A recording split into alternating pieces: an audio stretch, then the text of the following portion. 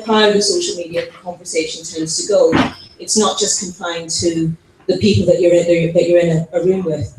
So I'm going to do a bit of an overview about social media in general, and then we've got some more lovely speakers who are going to talk to you about specific platforms. When I say platforms, I mean either Facebook or Twitter, you know, individual little worlds, but platforms is what we call them. But I'm going to talk in general, just for a few moments, about sort of stuff that applies to all social media platforms. And at the end, we'll have questions. And please, please, please remember that the only stupid question is the one that we don't ask. Okay, so if you've got something on your mind, you're wondering about it, or if one of us mentions something in passing, you're thinking, I don't know what that was. What did they just talk about?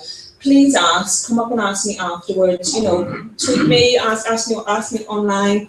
Have a private word. I'm really, really happy to talk about all this stuff. So I've spent a long time writing the book, and now it's all, you know, you're getting the benefit of all that. So why are we here tonight talking about social media? I mean, the number one thing is I just really strongly believe that it's an essential skill for anyone working as a professional writer today in 2015. And I know that not all of you will agree with that, and there may be those of you who your careers are moving on perfectly fine and you don't use it at all and you're not convinced.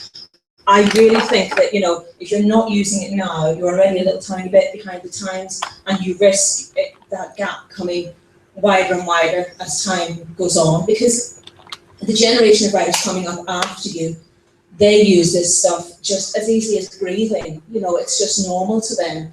So at the very, very least, I would encourage you to just get your head around, you know, the basics of how it works. It's a bit like, I trained in journalism at Cardiff, and we were taught to edit using, this is audio editing, we were taught to edit using razor blades and chalk and stuff. Some of you remember that time. And then as soon as we left, all of that was obsolete, and it was digital editing that was the thing, and we just had to move on. So, and the social media skills is kind of part of that, you know, it's a part of moving with the times.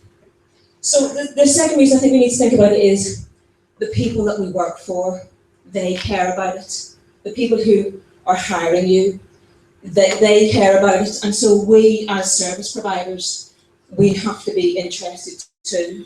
Would you agree with me? Do you think that your editors are kind of interested in it too? The other reason is, obviously, what we like is to use it to attract a bit more work. So how that might work is, you might tweet that you're going to visit somewhere, and an editor might see that and think, oh, I'd like a feature about that place. And that's the kind of, you know, way you can use it to attract more and more work. I think sometimes people think that you only get non-paying work via social media. I know I've had tons and tons of work come to me via connections I've made on Twitter, on Facebook, different places. I mean, those of you who are active on social media, do you find that that's your experience too? Yeah, some of you are nodding that you know, you get to know people, you make those new connections, you broaden your network, and as we know, media runs on connections, and those end up being the people that hire you. Okay, and finally, it can become a source of work in itself, and this actually I think is a really, really exciting part of it. Lots of journalists nowadays are now expanding their skills to include social media management. So by that I mean not only running a Twitter account for yourself, but running one for a client, or running a Facebook page for a client. I was hired recently by a client to spend 2 days writing 20 tweets for them. Those of you who tweet a lot are thinking, yeah, you stick it to 2 days. They were hard tweets, okay? That's what I can say. They were actually. It was a medical client, and they were about heart attacks, and I had to spend ages reading about heart attacks, clutching myself going, I feel really, really ill. But you know, that was a job that I as a professional writer got. So that's what I mean, is if you are kind of across using these things, you could have a client hire you to essentially be their ghostwriter, to represent them on Twitter. And we all know, you don't need me to tell you that freelance writing, and I'm sure in the travel world, you know it's tough. You know that markets are closing and that rates are going down. The social media management world is one niche which is expanding. I absolutely guarantee to you that it is expanding. And so when you acquire those skills, that particularly those of you who do copywriting, I mean, do some of you do website copywriting for clients? So yeah.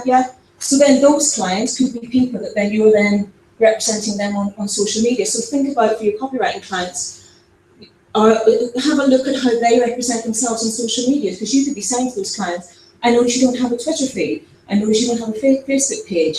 And if you know how to run those things, that is a really, really strong asset to have, and that can bring you work. And certainly when we come to questions at the end, please ask me about this. I spent a couple of years for various clients, being their social media management person alongside my own kind of freelance writing career. So it's a really fun and exciting kind of work to do. But given all that, given that there's lots and lots of fabulousness that we can all squeeze out of the social media world, why is everybody not convinced? Why is everybody not already using it? And I think what it is, you might hear that it's all exciting and fantastic, and then you go and sign up to something like Twitter. Twitter, when you first sign up, it's extremely boring. Like this. I love this. It's just very calming. Tumbleweed. Lovely. And so you get onto Twitter and it's all tumbleweed. And nothing's happening, and you think, where's the buzz? Where's these editors who are going to give me lots of work? No. Where's my next client? No, they're not there. It's a big old empty road. So then what people do is then they go mad and they spend hours and hours in a week following lots of people and trying to get it going. And they sort of almost do too much, and so what they end up with something like this. And it's a bit scary at that point because everybody's after you, everybody's after you for something, everybody's selling something. It's all a bit scary. Even though we've got zombies, I'm not suggesting that you stab people in the head if they annoy you on Twitter, because it doesn't work and they won't commission you, crucially. Very, very important. So how do we get sort of a balance between tumbleweed and it all kind of going a bit kind of nuts and scary? Well, that's what we're going to move on to, and our next speakers are going to kind of look at the platforms in detail and see how you can find a balance between those two things. I'm just going to talk a little bit about the basic stuff that will apply everywhere. So first of all, make sure that you use your own name or your byline, because what you're doing is promoting yourself, and if the term doesn't make you heave, a brand, makes me heave a little bit, but do you know what I mean? It's kind of you as the person to trust, to hire, to do whatever it is that you do best, whatever you're a specialist in. So therefore, you do not sign up to Twitter or Instagram, whatever it might be, under your pet's name or your favorite place's name, whatever. The exception would be if you're a professional blogger and the blog is the brand, then you might have that as your Twitter byline. But by and large, it's your own name. The exception, actually, I had one journalist who signed up to Twitter, and I noticed she was tweeting as her cat. And my friend is quite a serious kind of person. I'm kind of surprised that she was doing this, because the tweets were in the cat's tone of voice, and it was all, I'm stuck up a tree, meow. And I said, what are you doing? Why are you tweeting this cat? And she said, oh, I'm learning Twitter in the guise of the cat. And actually, I thought that was really, really clever. So she was making her own mistakes, finding out about retweeting, finding out about how it all works as the cat. And then when she felt comfortable enough, she could step out from behind that, because any Twitter account, you can change the name on it. So once she was happy to kind of put her own name to it, then she did that. I can imagine the cat wasn't very pleased, because he had his followers on Twitter. But so maybe you can do that sometime. But generally speaking, stick with your own name. Use the same photo across all your social media. I'm talking about the little kind of headshot. It can be just a photo on your phone. It doesn't have to be a professional, proper headshot. Use the same one. Again, kind of helping people to remember you as a person, so that they can engage with and do business with you as a person. Okay, so not a photo of your kids, not a photo of the last place that you visited, not a photo of your pets, but just you. Okay, and don't change that photo any more than 2 or 3 times a year. Okay, keep it quite consistent. Treat your social media posts as you would any published writing, because it is published writing. Whether it's 140 character tweet or 140,000 word novel, it's still a piece of writing with your name on it. And so don't tweet drunk. Don't get into too many arguments unless your persona as a writer is quite argumentative. Just try not to get into fights online generally, and just think of it as it's part of your workspace. You don't necessarily have to always do it during working hours, but you know, always be professional about it, because if you tweet lazily, if your posts have got bad grammar and spelling and all the rest of it, people will assume that you write like that. Okay, if you come across as a bit of a dick, as some people do, people assume that you're a bit of a dick. They don't want to hire you. So you know, just be nice, be nice. Don't expect to be everywhere at once. Normally, the people that you think are everywhere at once are probably, you know, they've got kind of robots and machines making all that happen. For those of you who, you know, I hope you'll come away tonight really excited and enthused and wanting to do a bit more social media.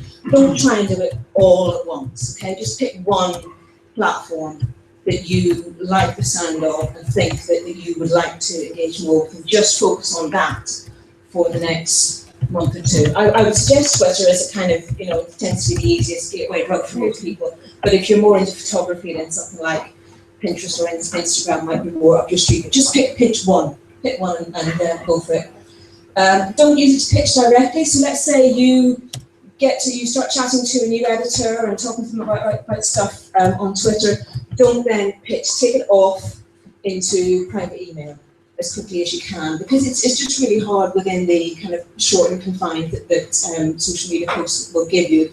Plus the fact that it's all public, and then if they turn you down, you get turned down in public. That's just not very nice. So don't use it to pitch directly. Just use it to make initial connections, and then deepen those with kind of one-to-one emails afterwards.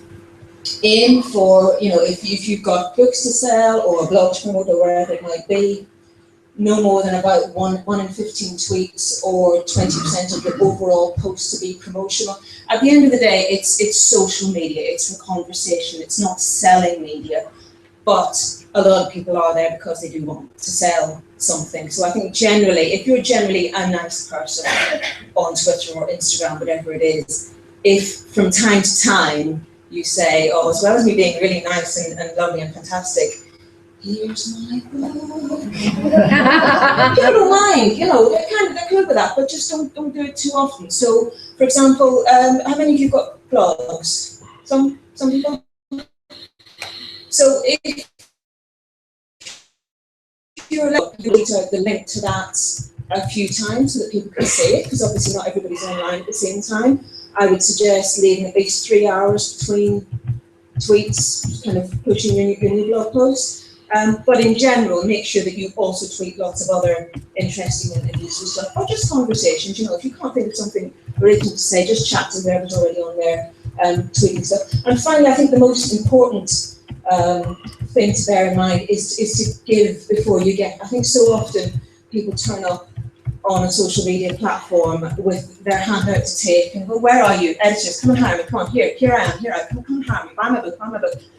No, nobody wants that, nobody's going to respond to that. You have to engage with people as a human being, and then that will develop into relationships. So I would always suggest that rather than coming with your hand out to take, you come with 2 arms out to embrace, and then you will receive twice as much, really. So if you want more followers, you follow lots of other people. You want to find opportunities, you start tweeting links to opportunities for other people, okay? So whatever it is that you want to get out of social media, start by giving that in there. It's a bit like what Gandhi said, be the change you want to see in the world. So really think about what it is you want to get out of it, and then think about how can you start to give that before you get out. So just to finish off, as we're running out of time, I'm going to talk a little bit about time, because I think this is the other kind of stumbling block for a lot of people, is they assume that if I'm going to be a social media person, it's just going to take up a whole day and I'll have no time to actually work.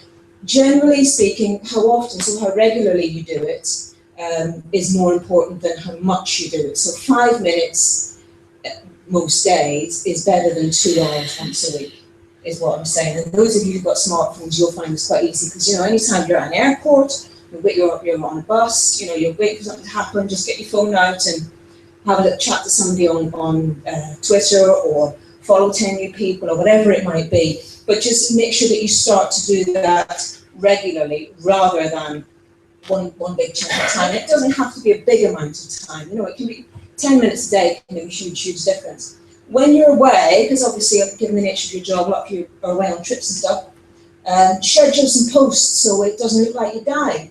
So you can use, I use a program called Hootsuite. There's another one called TweetDeck. These are all free. Buffer is another one. They're all, in the last kind of part of the book, I've got all these kind of useful apps and websites and stuff that you can use, but it's very, very easy to pre-schedule, you know, a few tweets or a Facebook post or whatever it might be, to kind of keep things ticking over and remind people that you still exist when you're away. But at the same time, don't over-automate. I've known some writers who will just spend a chunk of time once a week and they'll schedule all their tweets for the week, and then they never come back and they never talk to people, and then it kind of comes across like there's robot posting and not a real human being. And again, getting back to what I was saying earlier, people like to engage with a human being. You know, in sales, they talk about how people buy from people. They don't buy from robots. So a little bit of scheduling, a little bit of automation, but not too much. And just generally, in terms of the time that it will take, accept that it will take longer within the first month. When you're getting started, you're starting from just standing still and not having any followers and nothing happening. Of course, it's going to take more time at the beginning, but it won't take that much time always. Okay, you're learning a new skill, and it will not take long to learn, because we all know there are many, many idiots on social media. So I always figure, if the idiots can do it, well, we're all fine. You know, it's really, really not difficult. The one skill that you need to be good at social media is the skill that you as journalists already have, or one asset, I should say, and that is an open mind. Okay? If you've got an open mind, you're happy to ask questions. You're going to have, as I said, no such thing as a stupid question. There's nothing else technical that you need. You ask your questions, you make your mistakes, it doesn't matter, and you learn. Okay? So I hope that was useful to you. And now we're going to, what are we talking about now? Is it Twitter? Lovely.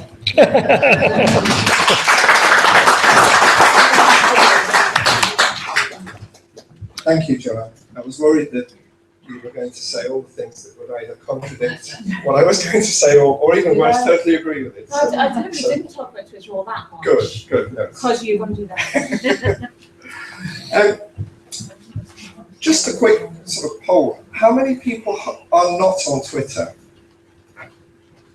Okay, so a few.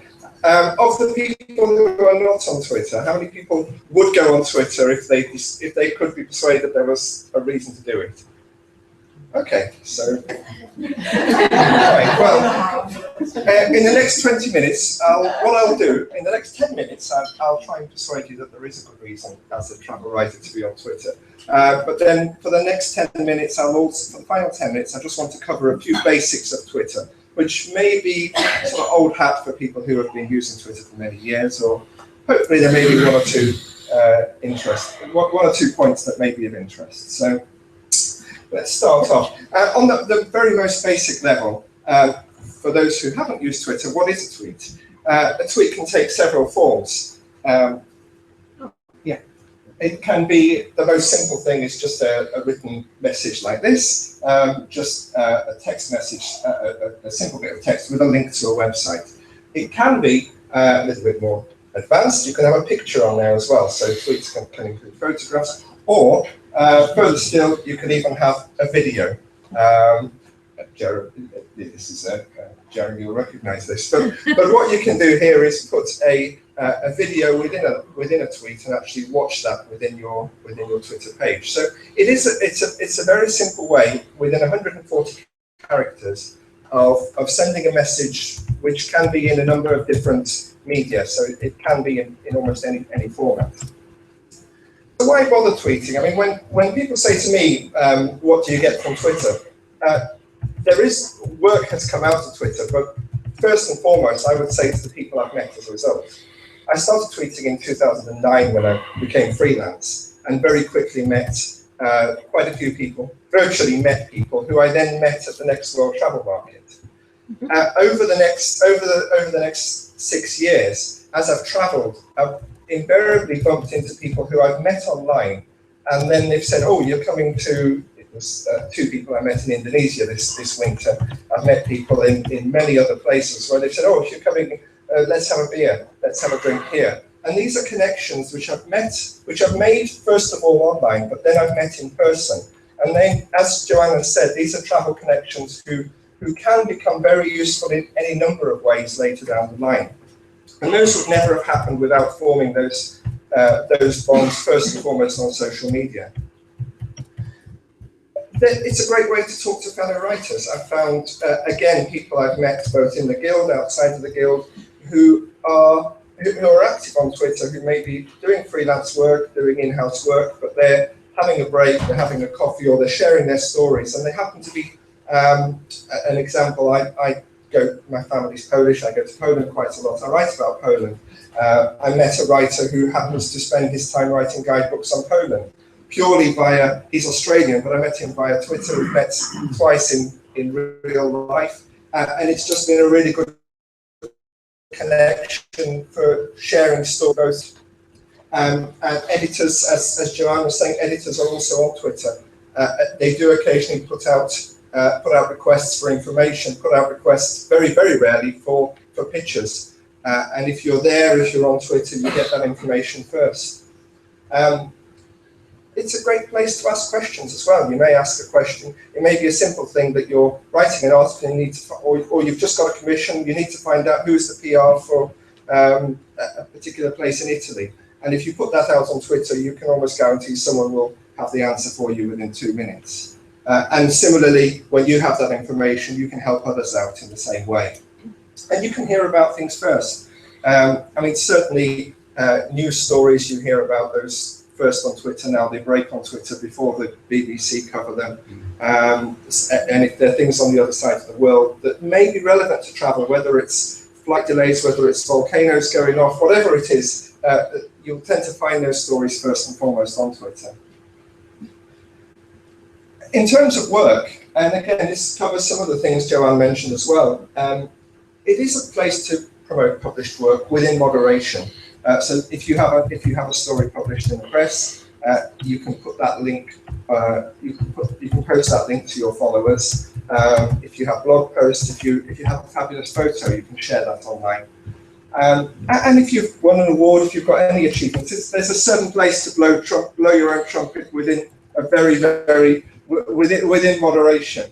But what it does do is establish you as a voice of authority. If you tweet, if you share information on a particular topic, people who are following you will get to know that you are the person who writes about London, the person who writes about the Cotswold, the person who writes about Argentina, whatever it is that's your topic. People will then turn to you if they see that you're the person who's putting out stories from that place. And similarly, on the same vein, if you are that person who happens to be tweeting about Argentina every other week, and you've got a number of editors following you, what's the chances that when they suddenly have a space that needs to fill a story on Buenos Aires, they're going to contact you first and foremost? I was talking, in fact, Helen was talking to you last week, and she mentioned that an editor contacted her on Twitter and saying, I hear you went to Macau recently, out of the blue. So it's an example where people do actually find you on Twitter, and even if they may not respond while you're tweeting, they'll clock where you've been. Just my own personal benefits from Twitter. This year I was involved in the Digital Nomad project with NGT, with National Geographic Traveller, where I went out and my wife as a photographer went out to Jordan, and we blogged, we tweeted, we Instagrammed for 2 weeks from Jordan as we travelled around. That project I would never have had. I got that purely as a result of my social media profile, which is 90% on Twitter. So the fact that I had that profile on Twitter, that number of followers, enabled me to get that commission. I've worked for 5 years now for Sunville, who most of you will know as a tour operator. I write a weekly blog for them, and I've got access to their Facebook and their Twitter accounts. So when I write a blog, I'll publicise it on their sites as well.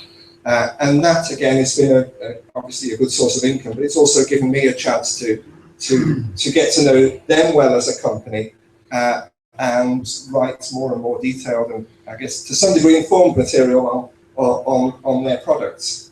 And other companies there who I've written for in the last few years, again, where social media activity has been a part of that involvement. MSN was very interesting. About 3 or 4 years ago, the editor actually put a tweet out and saying, looking for new writers, must have at least 1,000 Twitter followers.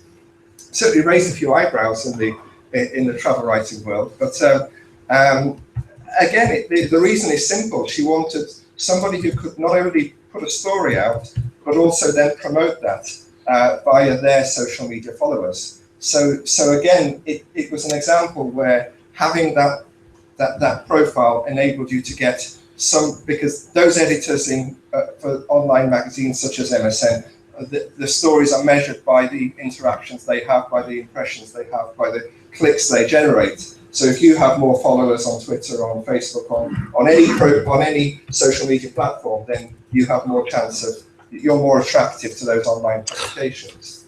And finally, again, I've used Round the World Flights as an example. They're a travel agency in Islington. And I met the owner of Round the World Flights through Twitter. We've had many drinks together. Top guy. But you know, as a result of meeting him, I've had quite a lot of work where I've travelled to places that happen to be places that he covers as for his clients, and he's asked me to write about, you know, in the winter he said, can you do me 5 stories on Indonesia and 2 on Singapore?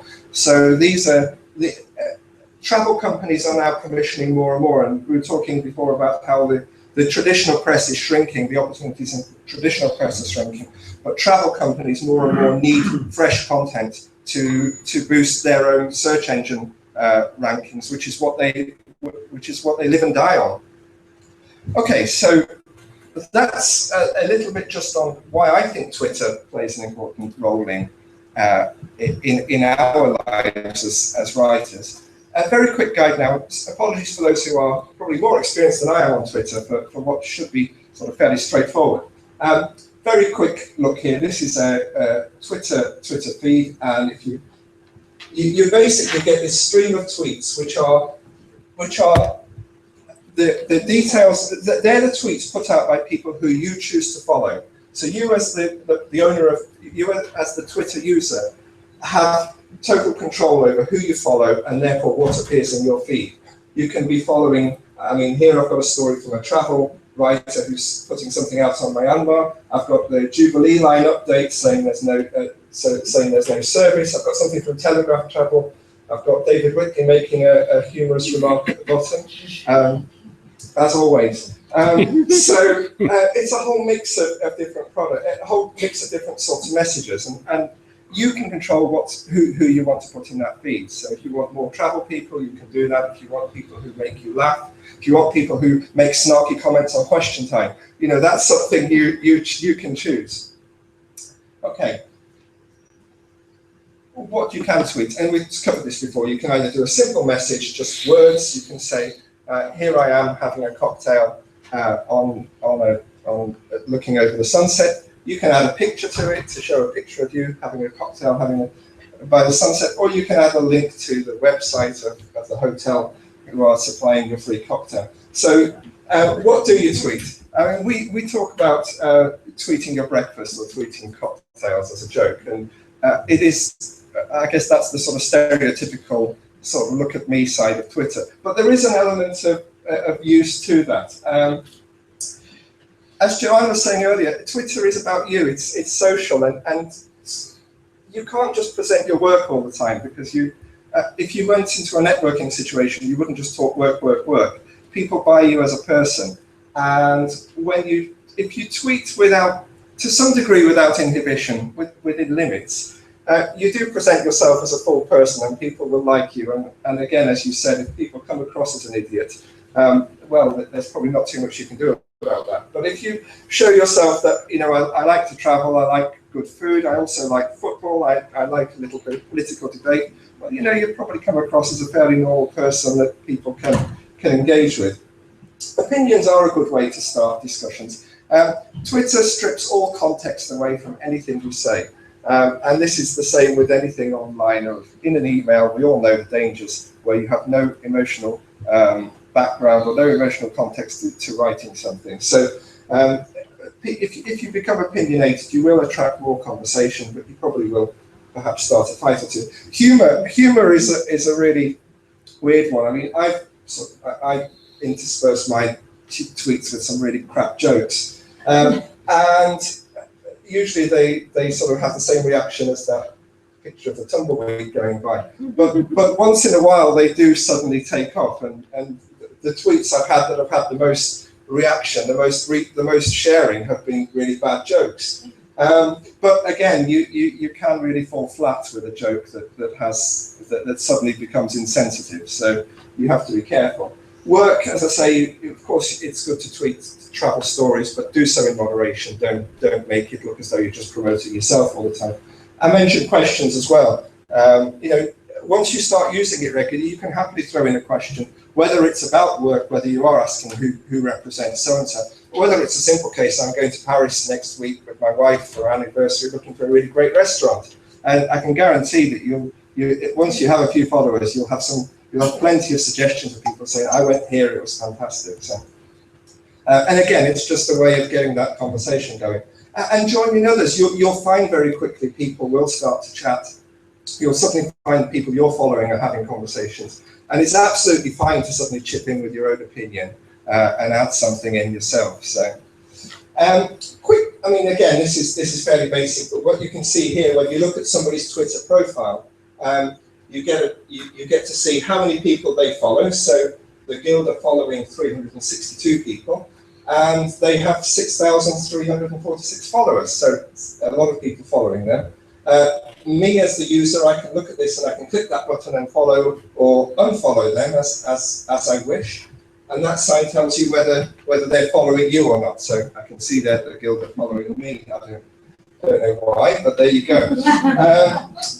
So what does following mean? Again, just pretty basic stuff. But unlike Facebook, and people who maybe are used to Facebook but not Twitter, Facebook, where you link with somebody, when you become friends with somebody, it's reciprocal automatically. That's not the case with Twitter. You can follow somebody and they won't follow you back necessarily. So if you follow somebody, you see everything they tweet. If they follow you, they see what you tweet, but it doesn't automatically work that if I follow you, obviously if I follow Stephen Fry with his 4 million followers, he doesn't automatically get to see everything I say. Or Justin Bieber or whoever else is the hottest thing on Twitter.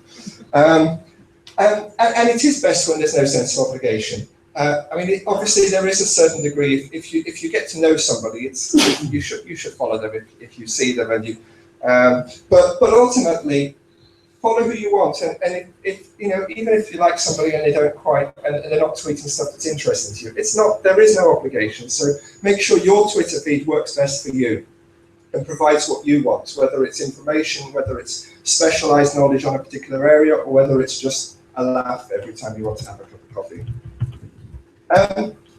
Retweets. I mean, this is I think one of the beauties of Twitter is sharing and how to share information. And this is how, when one person tweets something really good or something really bad, or when someone from One Direction tweets anything, it suddenly spreads around the world.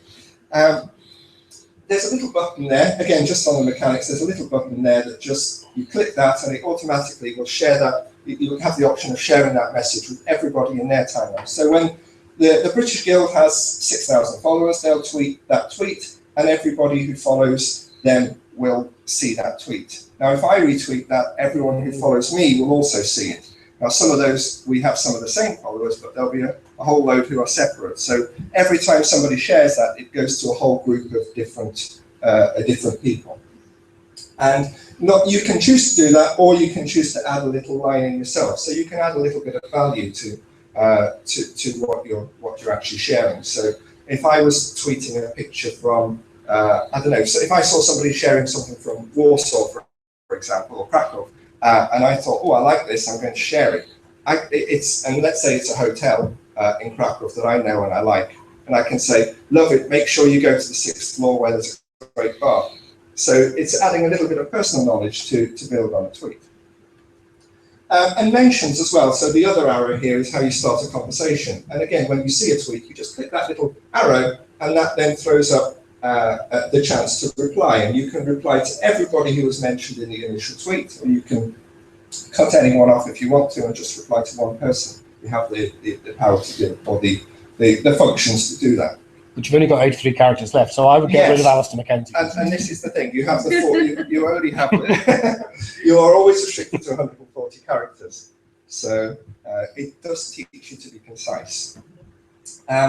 You can reply to other people, you can send people a public message, so I can put at EasyJet, why the hell haven't you opened the boarding gate yet? Or I can mention them in a tweet. I can say, hey, Anglia Water, you still haven't fixed the leak on our street. And people do that, and obviously those companies get to see that you've mentioned them, and they also know that everyone else is looking, so they suddenly feel a bit of a pressure. So this is the sort of consumerism angle of Twitter. But if you're doing it just from the point of view of just sharing information on a more positive tone, I might tweet at the end of this evening, thanks very much to the Guild account at Trav Writers for a great evening, and at our speakers as well. So these are the sorts of things you might you can use mentions for. And there's a little alert at the top that you get to find out every time you're mentioned. You can check on that, and that effectively starts a conversation. You then know somebody's mentioned you, and you can start a conversation with them. And favourites, again, it's a funny thing. This Twitter does introduce a few of these little quirks, and I don't think Twitter really know why they do it, and it tends to form a world of its own. This little star is a favourite symbol, and what it's for, nobody really can say. I use it as a bookmarking tool mainly. So if I see an interesting tweet and I'm sitting on the train and I can't actually read it because I haven't got the bandwidth, I'll favourite it so that I know when I go home on the computer I can read that link properly. But there are other uses for it as well. I mean, it can be a simple signal of appreciation. So if you haven't got anything to reply to somebody, but you're just saying, yeah, okay, I saw that, I like that, that's fine. You just click a favourite. So it's like a nod in a conversation, or a, yeah, I agree, without bothering to write it out. Or when you're finishing a conversation, it's just a nice way, it's a polite nod. And I was talking to my wife about this, who's a relative novice on Twitter, and she says, yeah, sometimes, you know, I don't want to, if somebody says something weird on Twitter, I don't really know how to reply, and I'll just favourite it, and that's the end of it. So really, it's a fabulous tool, because you're giving somebody an acknowledgement, but they have no idea what the message is behind that, the emotion is behind that. So, but it's just a way of acknowledgement, I think, in the best way. And hashtags, I'm just going to quickly mention these, because hashtags this is another thing which Twitter didn't really introduce, but just came about by itself. Users developed it, and then people have tried to develop rules. And you can have a hashtag as a marketing thing. We see here, visit Stockholm, hashtag visit Stockholm. So I don't know who these people are. Maybe they went on a press trip, and the sponsor suggested they use a hashtag visit Stockholm to promote their destination. The hashtag for this evening, by the way, is BGTW social. One word. It is. I should have mentioned that. Yes. So I think it may appear at the end. But yes, BGTW social. Thank you, Alistair. Sure. It was also, I think one of the first things it was used for was a search term. So here it's used hashtag Greece. Now the trouble with that is that if you search for hashtag Greece, you'll get all the stuff about politics, about economics, about bankruptcy, you'll get stuff about Greek football, you'll get stuff about, so it really isn't probably a very effective search tool when you're doing such a general term.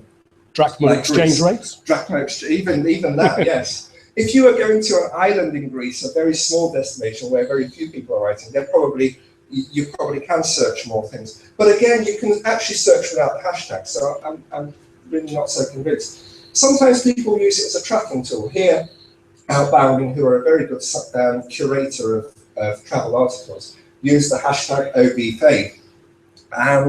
And they use that so that they can track how many people follow or how many people click their stories. And when I was on the story for National Geographic Traveller, I had a hashtag which was NGT Nomad, and the reason I was given that was to so that they could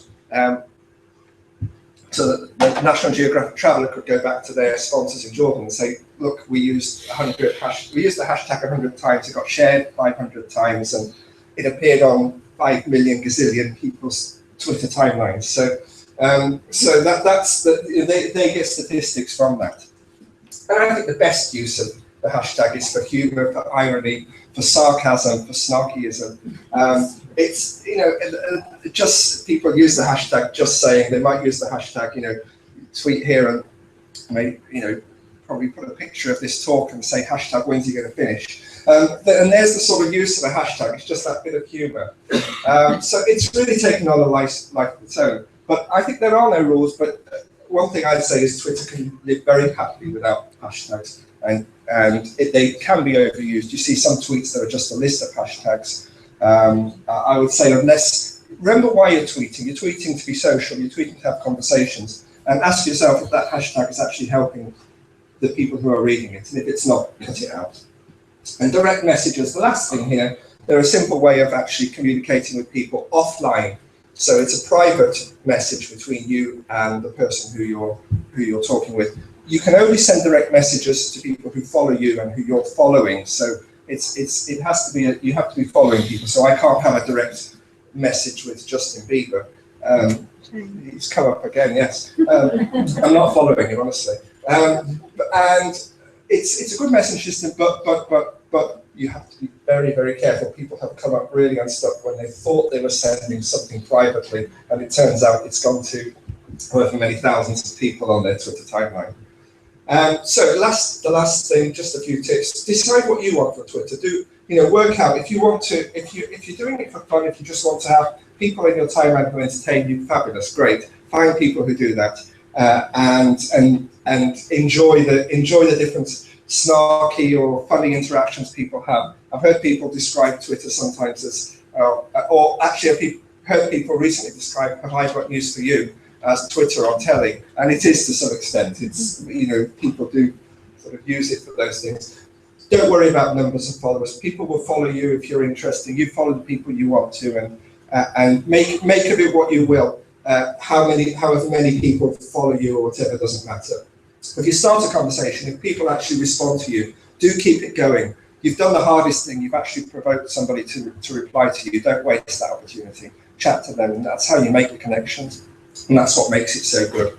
And like I said, make sure it is a public platform, so everything you say could be shared among millions if you say the wrong thing, especially.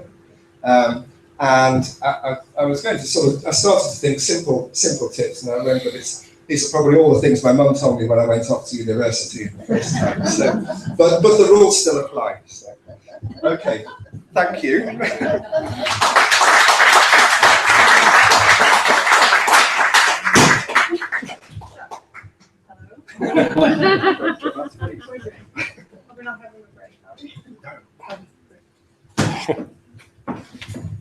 Does anyone know the password for CES? It's not that, it's the Ford Fiesta? Is it, or whatever the other one is? Ford something. Ford Galaxy. Yeah, Ford Galaxy, and the password is the same. Yeah. So if anybody wants to use the wireless, the Wi-Fi here, it's the Ford Galaxy one, and the password is Ford Galaxy.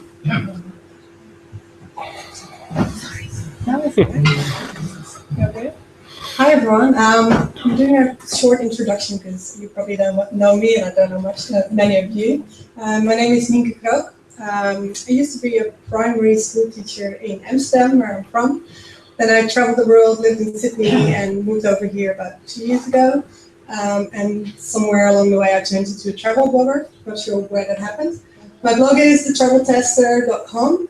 Please don't check it now or this week because obviously it's broken. So next week hopefully it's fixed, and then you can read all about travel and self-development and what you can get out of your trip when you return back home.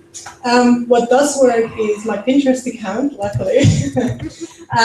What I also run is a business called Global Mapping. It's a weekly Pinterest event where we work together with our travel and international community, and also with lifestyle brands, and we do weekly themed fun giveaways and chats. And so check it out on globalmapping.com. This is my grandfather. I'd like to start with him because usually the best advice comes from grandfathers. He used to be a travel writer as well. His niche was camping, traveling with a family with a budget, but also lightweight travel and survival in the wild.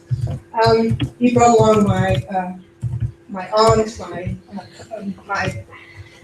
I can't speak English anymore. Sorry. The rest of the family. And his other job was actually working as a salesman. He sold medical equipment to hospitals. And through that, he learned how to sell his books. He had a whole series of books on destinations, but also on survival in the wild and camping. And he always told me that actually the selling part of any of his jobs wasn't actually the hardest part. It was finding that connection with the customer, building relationships, and being an expert in his field. He always said, be the expert in your industry, in your products, and where possible, exceed a specific topic in knowledge, and then people will find you. Now, this is the world we're living in today. That's probably my grandfather and grandmother, if they would see all this social media happening everywhere. It's very noisy, and it's very hard to get a connection with your customer, even though there's so many possibilities. I was going with this somewhere. Anyway, we're going to move on. So I guess, especially on a platform as Pinterest, it's really important to take a step back and think, as Joanne already said, like, why are you using the platform? Why are you choosing just this one? What is your personal story? It's coming more and more out on social media. It's not just the content you produce. It's also almost the personal brand that you're developing at the same time. So what are these different aspects of your brand's identity? And your brand is also, as a travel blogger, we all see ourselves as brands. If you're more an old school writer, you probably have to get used to doing that. And how are you conveying your message onto social media? Now, I'd like to start with saying that Pinterest is actually not so much a social network. It's actually more like an anti-social network, I say. It's a visual discovery tool now. It's more, you can compare it a bit. We all know Google. It's more like a Google for images, pretty much. And can we go one more? Sorry, I get confused. Now I'm confused. Sorry.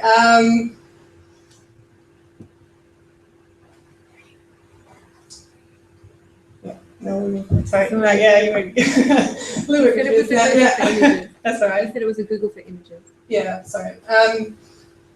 We'll just go into how Pinterest works, and then I'll come back. So you have a website with an image on it. In this case, this is a website for outdoor products. It can be any type of website if you have photos or an article with a photo in it. Now on this website, they've already installed the pin it button. It's a little button you see popping up on certain websites. I will tell you later how to install it if you have your own website as well. Now if you click on that image becomes a pin. You will see it number 2. Now that pin you can then place into a board. You can give that board on your Pinterest account. You can give it any name you want. And that's how you can group all the content that you find on the internet. You can group it within certain themes. Now, by creating that pin, it also creates a link back to the original source. Every time you pin something from someone else's website, or someone pins something from your website or blog, it will automatically link back to the original source. So you could say it's the save button of the internet, really.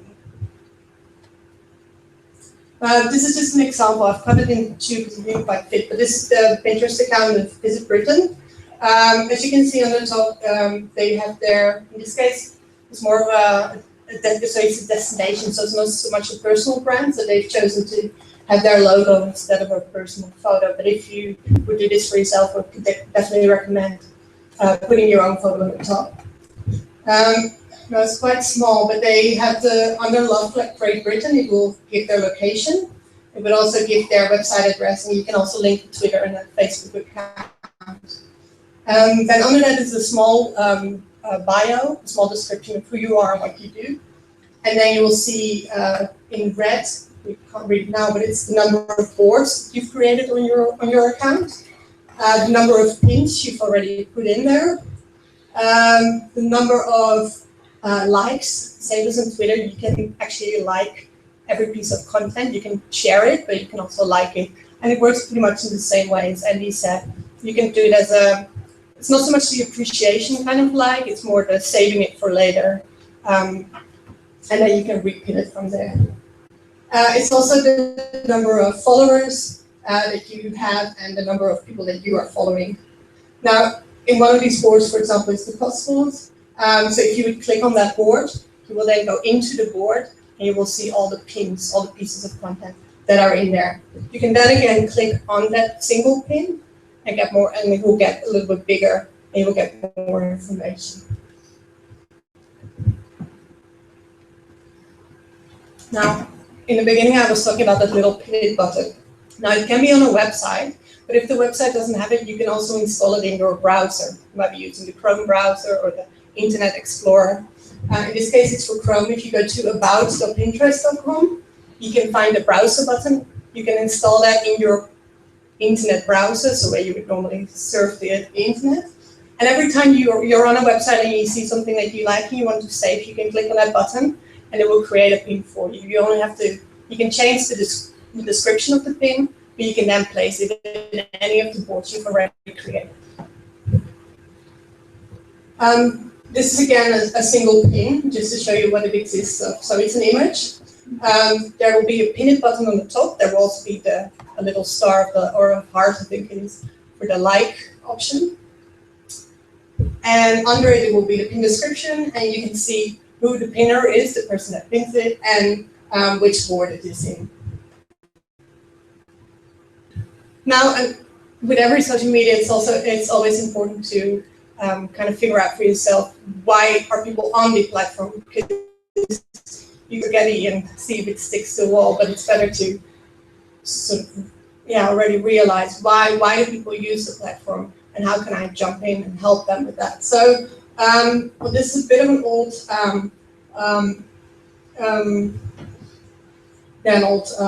survey they did, but I think it's still very much accurate. It's reasons that people use Pinterest versus why people use Facebook. And we don't have anyone on Facebook yet, so people go on Pinterest because they find it entertaining. They're looking for things that they love. They're looking for inspiration on what to buy. Now, Pinterest here is the blue bar, the dark one. And you can see the second one, it's almost 70% of people are looking for things actually to buy while they're on Pinterest. Well, then this was 2012, it was only 70% on Facebook. It's still the case. I don't know if the exact percentages are still the same, but Pinterest definitely is one of the biggest platforms where people actually go on to buy. So if you have anything to sell, a book or a course or anything like that, it's a good place to promote it.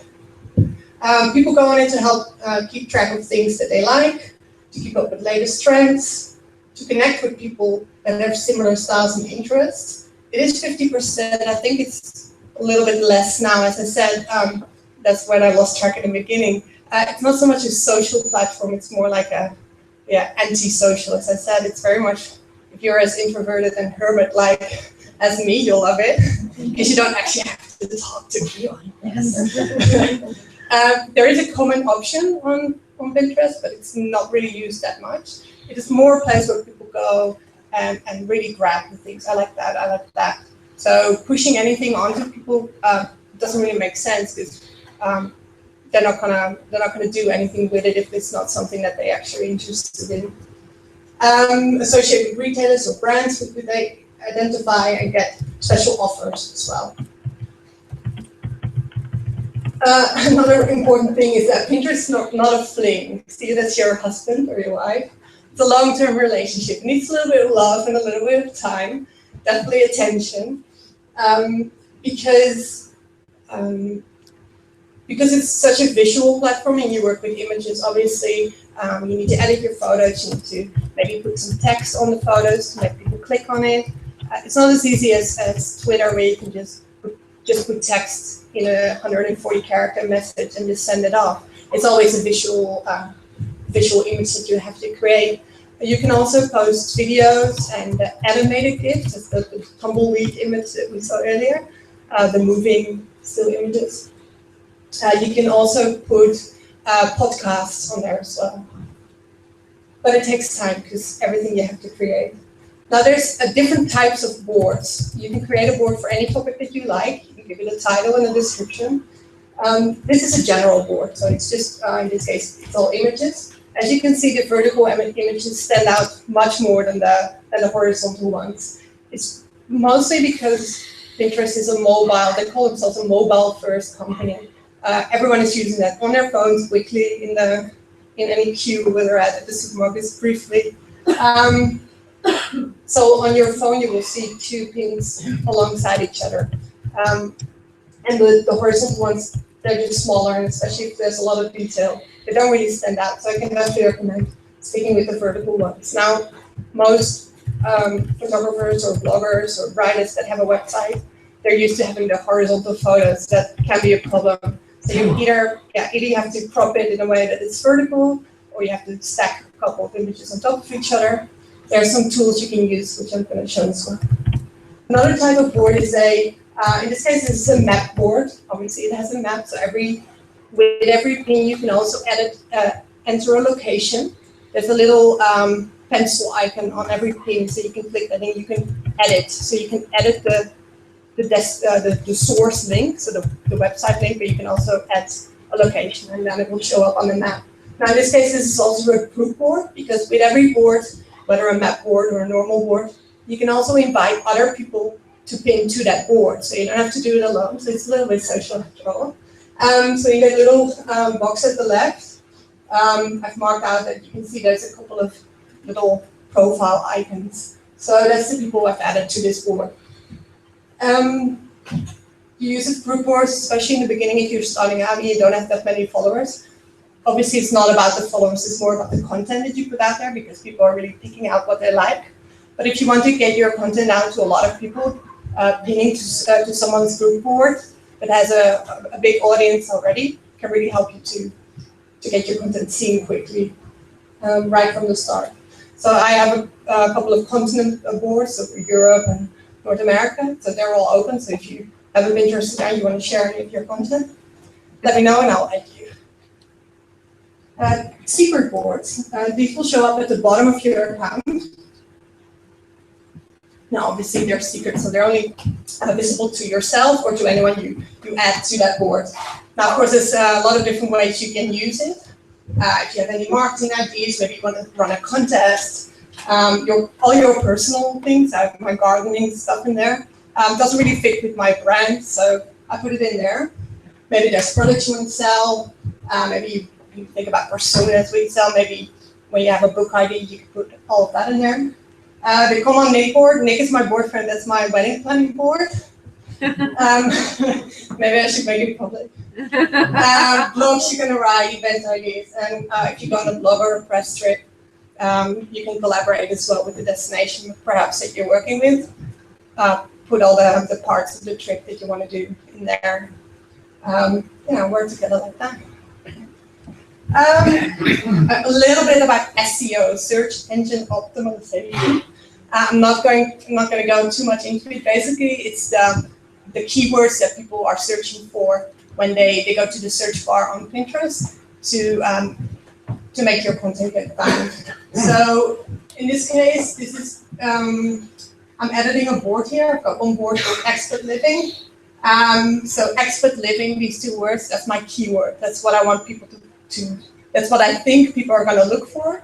And I'm going to use that word in a couple of different places. So I use it in the board title. I use it in the board description. I make sure my category is set on travel, because it's that's the category people will look for. Expert tips, I think. I can change the cover image to my board as well, and I can add it to the map there. Another part, so besides the keyword you use in the title and the description, it's also important to move your boards around. If you're in your main account, the starting page, and you click on a board and you hold it, you keep pressing it, you can actually drag it and move it to another location on the board. Now, I've been told that Google reads a Pinterest account top to bottom, so everything that's on the top is more important than all the boards that are at the bottom. So, for example, around November, I move all my Christmas markets, boards, anything winter themed related. I moved it all up. So when people land to my account, they will not only see it at the top of my account, but they will also, when they start searching for it, it will show up in the search results sooner. And then after the Christmas period is over, I move them all down and I move my Valentine's boards up, stuff like that. Yeah. With these keywords, make them as specific as possible. It's all back to that authority and becoming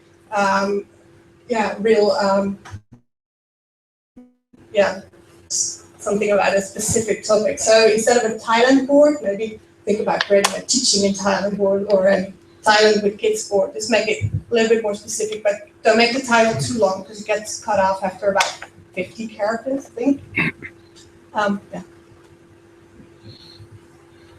The good thing about Pinterest is actually it's they call it a viral platform. So a lot of people share content that is already on the platform. Actually, they've done the colors a bit weird. It's actually the blue and the red. It stands out the wrong way for me. But on Pinterest, 80% of all the content that is shared is actually already on the platform. So this is being reshared and reshared and reshared, which means it's only 20% that's actually fresh, that people create content specifically for Pinterest. So I think that's where a real opportunity is if you're part of the 20% putting fresh content out there.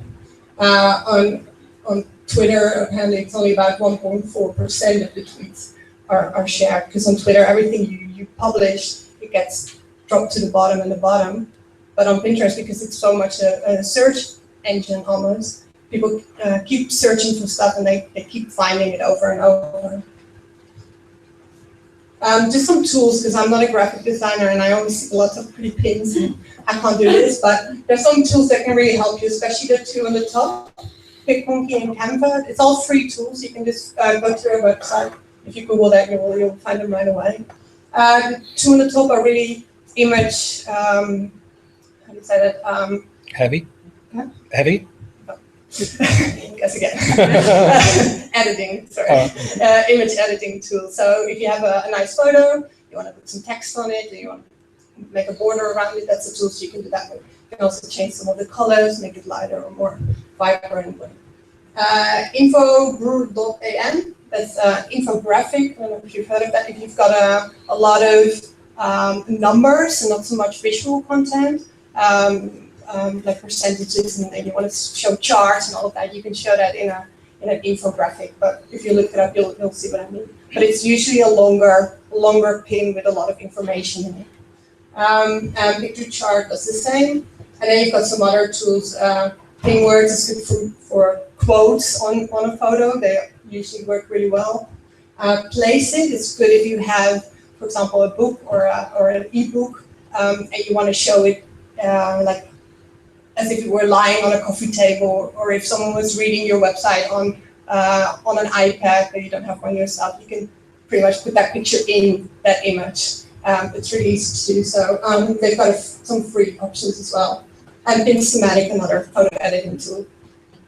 So just a couple suggestions what you can do with putting text on images. The reason with travel it's always a bit hard because it's not so much products that people see. Oh, it's not, a girl can buy like 20 dresses, but a trip she will only book, maybe once, twice a year. So it's a lot. I think it's in the travel industry, it's a lot harder to get people to buy anything or see the actual results, because the process of buying is much longer. Of course, you should dream about it and then plan it, and then something happens, you don't go on the trip. But then if they save your pin, they can keep coming back to it later as well. So you really want to get people to click on the images. And something to do that is put text on it and make it really clear what that image is and what they can find in the article after the pin. The middle one, the Dublin one, is one of mine. It's actually one of my best pins.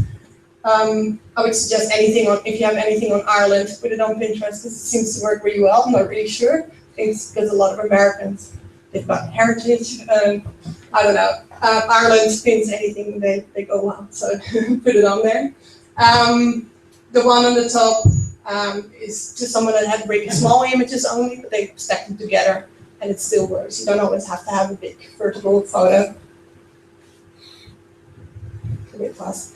This is just some ways, if you do have a website or a blog, there's ways to show some Pinterest, they call them widgets. The one on the bottom pretty much shows one of your boards, so the pins that are in that board. You can create a widget if you go to the link at the bottom, business.pinterest.com.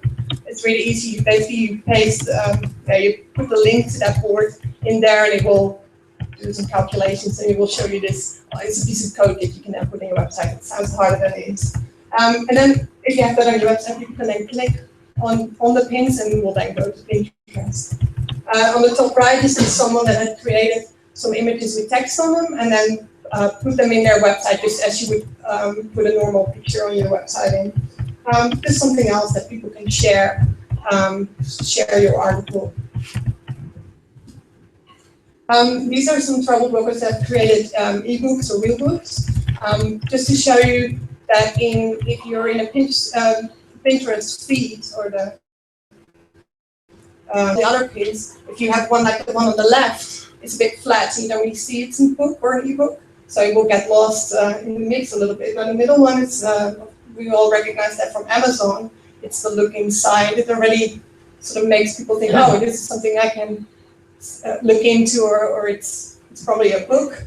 But the one on the right, that's actually, they use that place it tool that I was talking about. So it actually puts the cover on a real book, and now people say, oh, it's actually a real book, and they also put price on it and say buy now. It's very aggressive, but you can just do the book if you want that, and in the description of the thing you can write that they can read more about that book when they click on it. Just a way of showing different types of content. Now there's some things that don't work on Pinterest. The top one, I don't know if you've heard that. You can actually, there's a tool you can shorten your links, especially people on Twitter use this a lot. This is one called bit.ly, I think it's bit.ly.com. If you go to there and you have your www.mywebsite/article then and then, if you want, because on Twitter you only have 440 characters, you can actually shorten it and it will make it into bit.ly 1234, something like that, very short. But actually if you then put that link on Pinterest will think you're a spammer, and it's a link that is not really going to the place it's saying it's going to. So don't use that. So on Pinterest, only use your the full website link.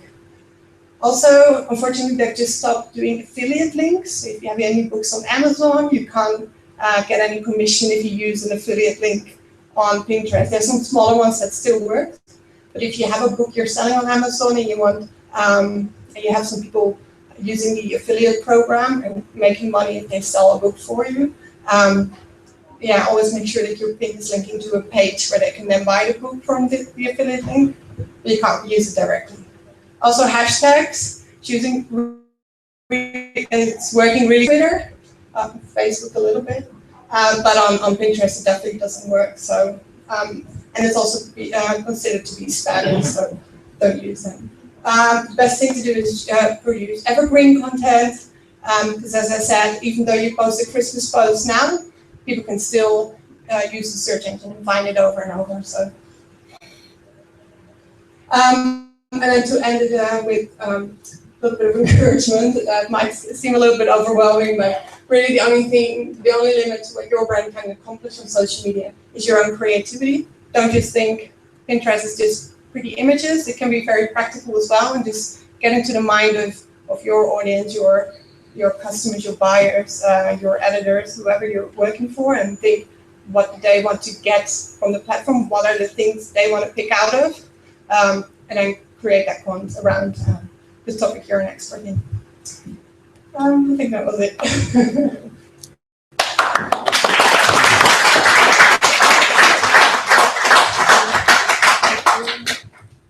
Are we going straight on? Sorry, I was really Maybe people want to do that. People want to drink? No, you did really well. Sorry, I messed I you lost up. track a little bit. Sorry, I messed you up. No, that's right. Do you want to go? Do people want a comfort break? Yeah. Yes? Lynn says yes. Comfort break. Quick comfort break, and then we're coming back. Don't quickly. I'm gonna try something horribly technical, and so it'll take a couple of minutes to set it up anyway. So Well done.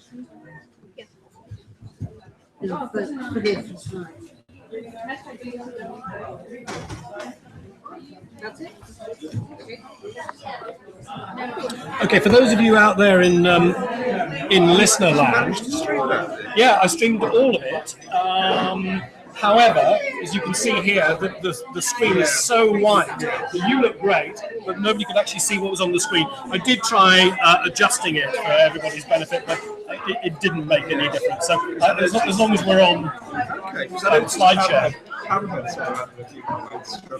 From Seattle. Oh really? Oh excellent. There you go. So I thought, oh, Right. sure. Yeah. No, it is up and running. So that's good news. She said at the start, I'm going to throw your hashtag. I said, go ahead. So, yeah, everybody, what I'm going to try and do is I'm going to do, for my thing, I'm talking about Google Plus, and I'm talking about Hangouts on there, and it's going to be a half and half. Half of it will be a slideshow, so of course you probably won't be able to see that very well. The other half will, I'll go straight into trying to work live, which is a fatal thing to do, but we'll see how that pans out, and then I'll explain to the audience how that's all working. So, that's the plan.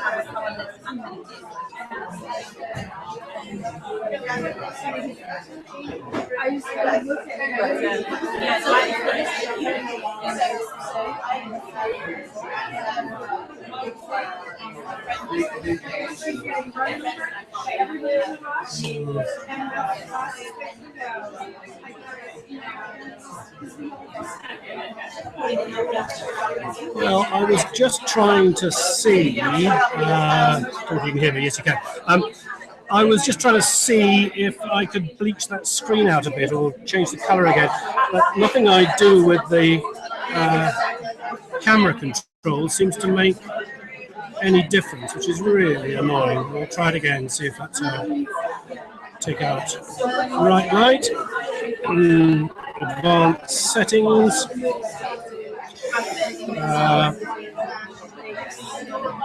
that down there. Maybe the exposure. Oh, that looks a bit better. I can see in the corner. What about gain down? Oh, look, exposure down. That seems to make a difference. Okay, if I save that, maybe.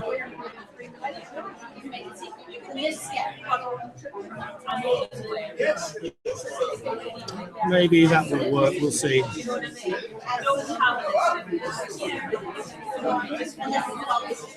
And then you're not going to be able to see me, are you?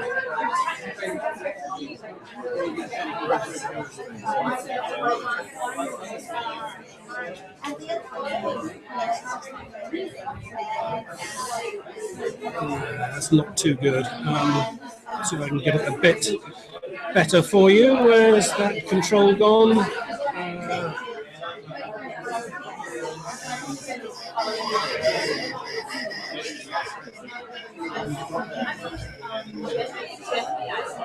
Controller, webcam options, advanced, ish. I think we might need a try a bit more gain. Does that make it a bit better, or should I try a bit more exposure? Let's see how that is.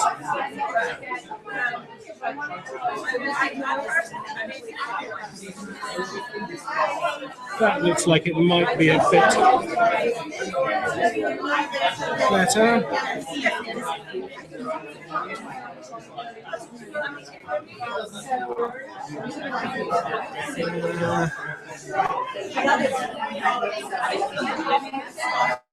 Okay, that might be a bit better.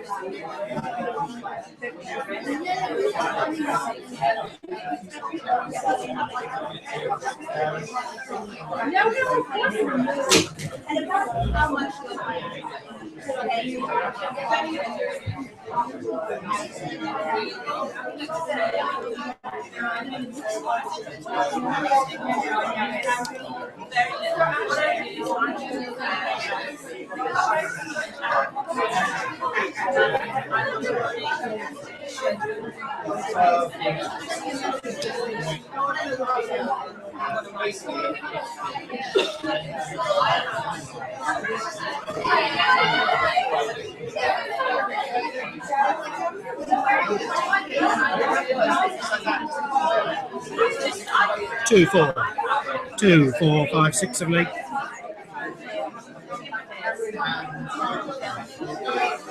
If I do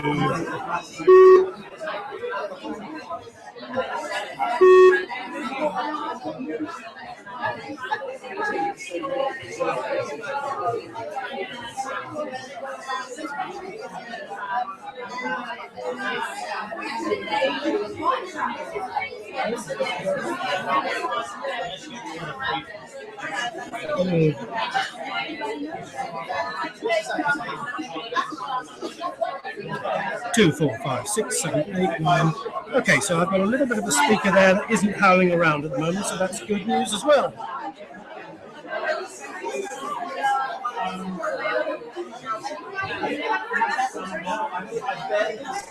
Switch that off for the moment.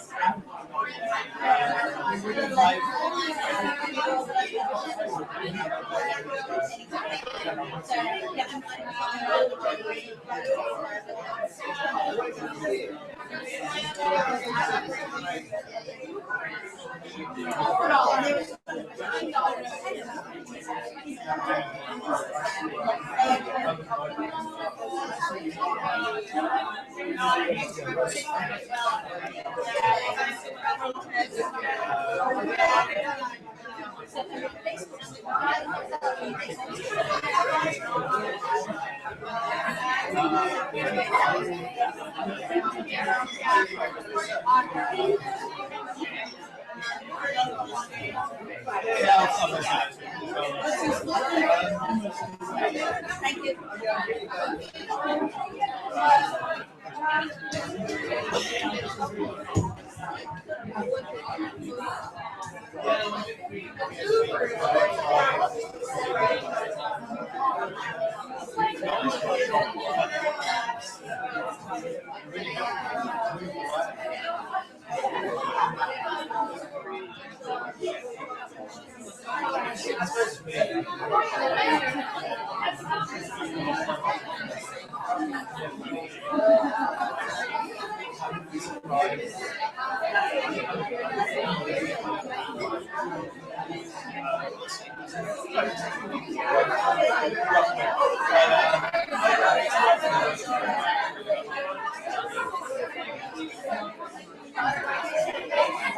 2,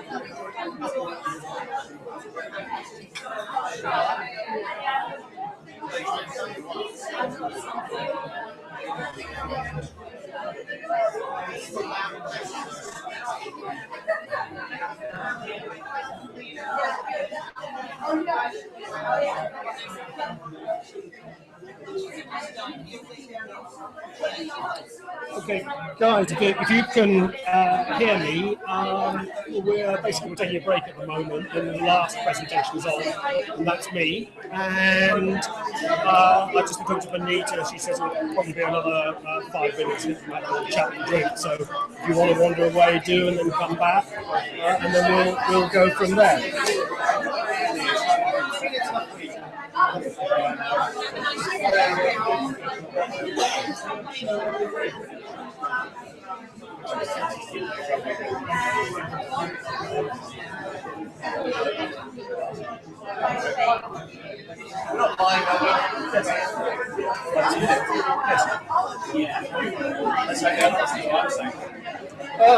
Could be.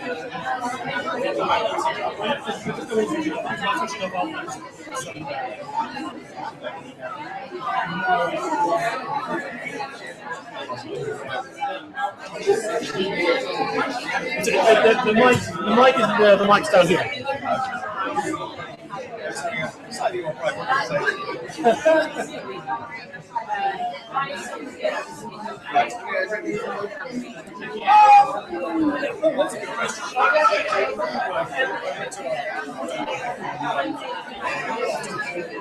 Everyone ready?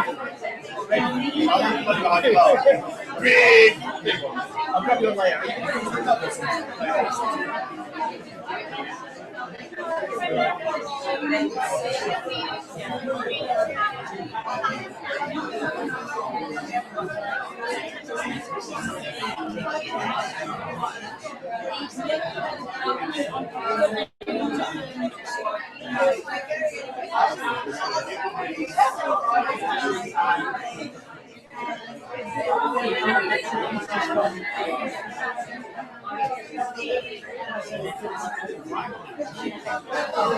There you are. I thought you'd appreciate a view of the assembled throng.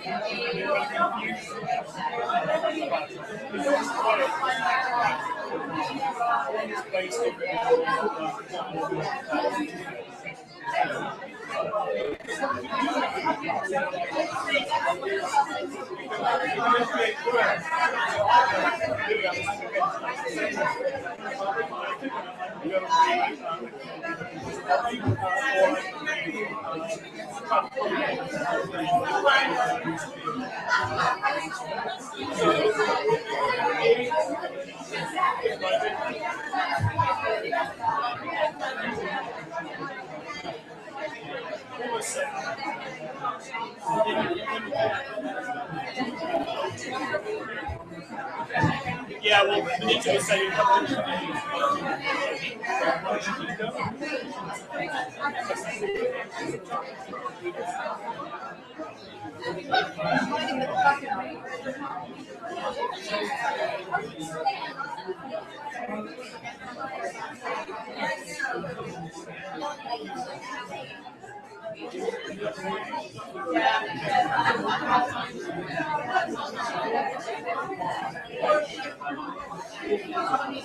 Ladies and gentlemen, we're going to start again. New system. Okay, everybody, we're going to get going again. He said that I'm going to go there. I'm probably going to go to the same place about there.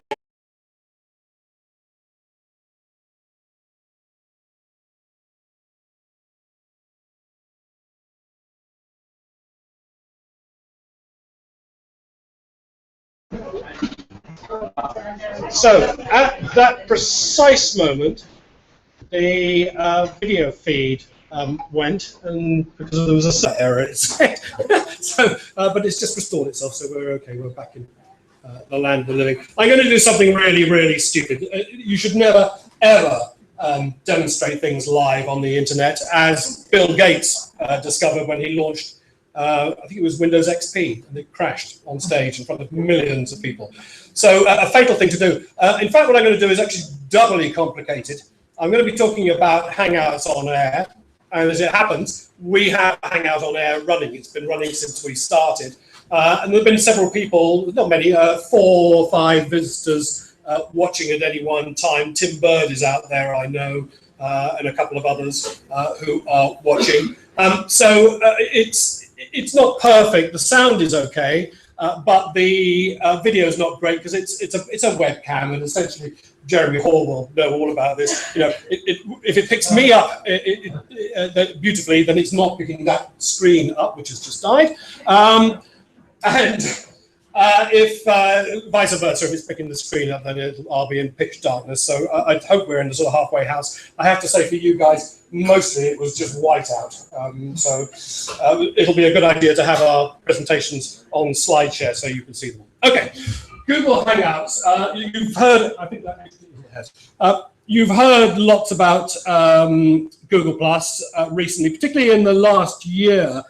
First of all, just so you know what to do here. Now, if you were an audience of bloggers, Ninka will testify, at this point, the whole room would be full of iPhones doing that, and you'd be clicking on that, but you're not, so you won't. There's been a lot of rubbish talked about Google, a whole pile of poo over the last year, from a lot of supposed experts. It's really kicked off when, a year ago, in April 2014, when Vic Gundotra, who was the rather charismatic founder of Google Plus, left, and all of the Google naysayers, it's become fashionable to naysay Google in the same way that it has Ryanair and the Lib Dems. It's just one of those things.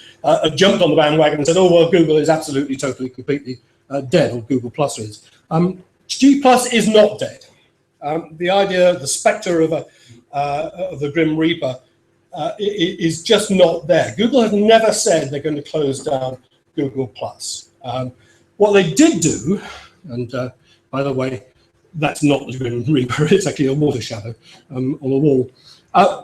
What has happened with Google is, as I say, Vic Gundotra left, and shortly after, Google announced they're going to take out some of the elements of Google Plus, namely photos and streams. A good thing, actually, photos was a bit confusing within Google Plus. If I, for example, took out my camera and took a photograph as a post on Google Plus, that photograph got kind of embedded in Google Plus. It was almost impossible to get it out. You couldn't find it anywhere else. You couldn't download it. So all of that's now changing. Photos are becoming part of, they're going to be administered by a separate department, and they are going to get much better at sorting out albums online. And that's already beginning to happen. And streams is Streams is what is basically Hangouts. Now, Google and Google Plus in particular calls what we call in messaging on Facebook Hangouts. So a Hangout can be a text Hangout, or it can be a video Hangout, or it can be a broadcast Hangout, a Hangout on air. So all of the streams element is also being detached, and a new department is running that. And one of the other reasons for that is because, as some of you may be aware, we've recently had the introduction of Meerkat, instant live streaming from your mobile, and very quickly afterwards, Periscope, same thing on your mobile. And so the future is, a lot of people think, in live streaming, and that's partly why they've taken it out to give extra emphasis to it.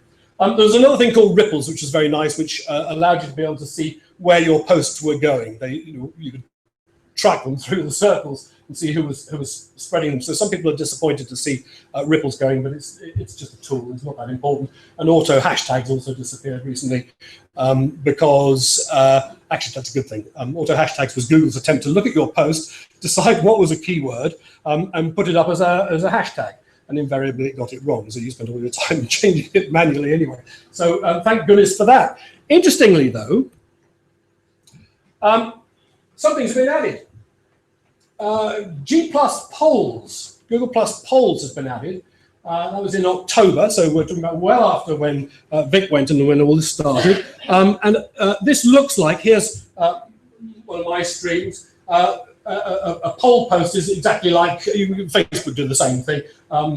It's a chance for your readers to click on and vote on what they think is going to happen to Tunisia. I think I'm 1,000% right on that one. And collections have been added.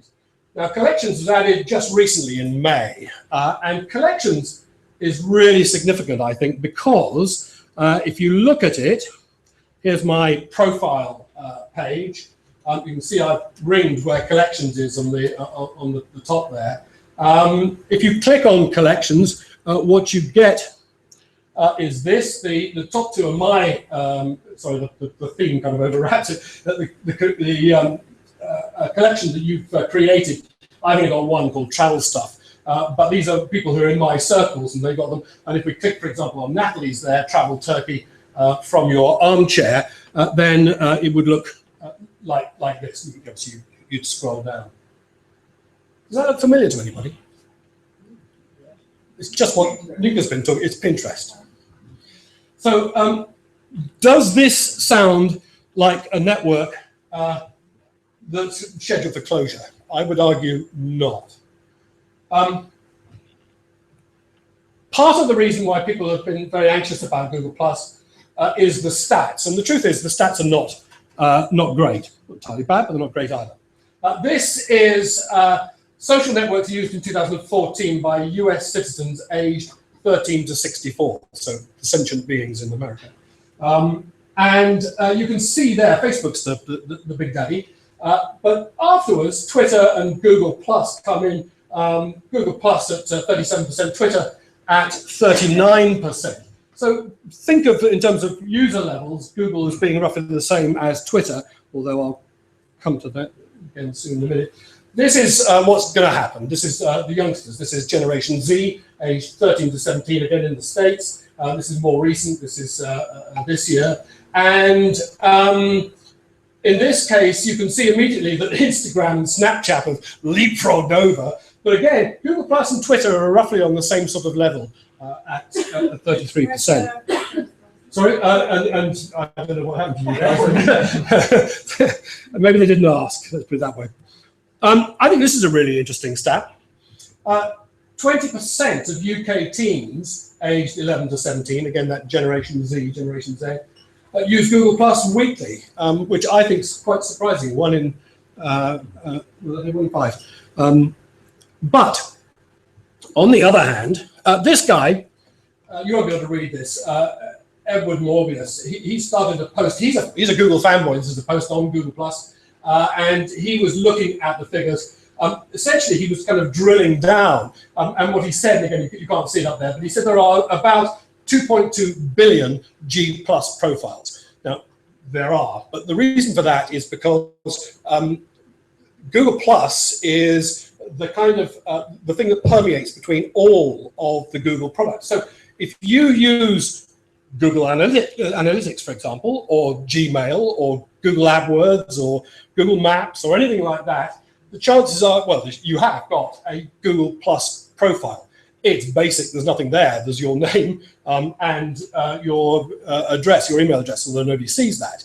But that's essentially it. So that's why that number is so big. He then drills it down. He says of these, about 9% have any publicly posted content, and of those, 37% at the most have as their most recent content. And the reason for that is, as you know, Google owns YouTube, and Google uses G+ as the engine that drives the comments section. So it's not that people are using G+ because they're posting magnificent G++ posts. It's because they're commenting on YouTube, which is, after all, the second largest search engine in the world. And down the bottom, you get down to this statistic here: 244,000 users are posting daily on Google+. Now, I don't know whether you think that sounds like a good number or not, but the bottom line is it's not really. By comparison, if you look at, sorry, wrong keyboard. if you look at Facebook's Q1 results, they got 936 million daily active users.